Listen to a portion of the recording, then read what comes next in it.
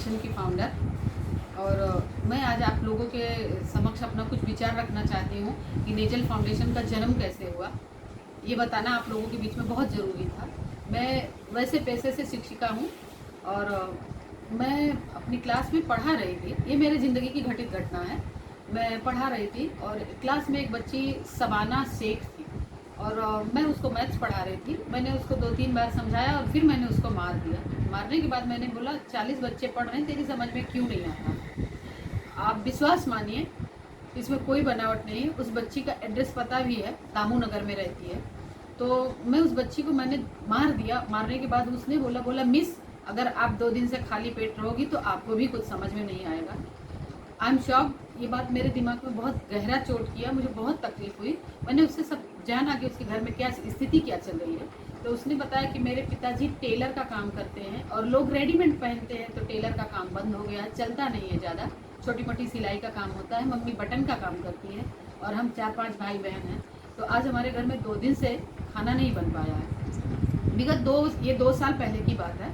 तो मैंने उसी दिन से मैंने सोचा कि नहीं, मेरी भी कुछ तो जवाबदारी मेरी बनती है समाज के प्रति, ऐसे लोगों के प्रति। क्या मैं ओरली पढ़ा देती हूँ, बच्चे पढ़ के चले गए, यही एक जवाबदारी नहीं है।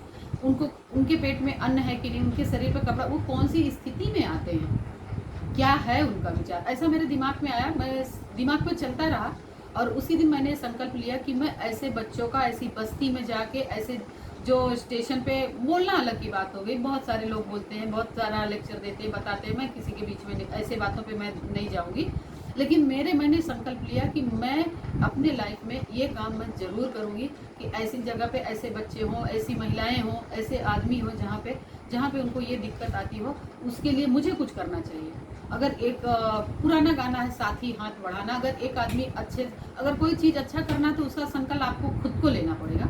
मैंने उसी दिन से संकल्प लिया और नेजल मेरी छोटी बेटी है और मेरा लकी चार्म भी है, तो और वो बहुत ही ज़्यादा सामाजिक काम करती है।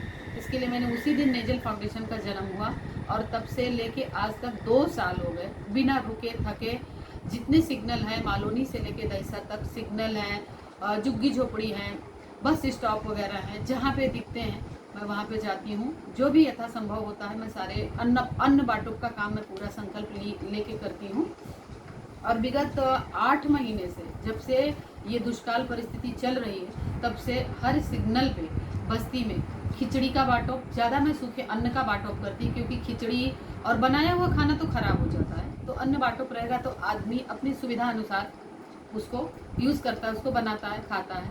सो आप लोगों के समक्ष मैं इसीलिए आई हूँ। आप लोगों से नम्र निवेदन है कि कृपया मेरा नंबर मेरे डिस्क्रिप्शन बॉक्स में है, उस पर हाथ बढ़ाएं, मदद करें और आओ एक होके नेजल फाउंडेशन के साथ मदद करें। धन्यवाद।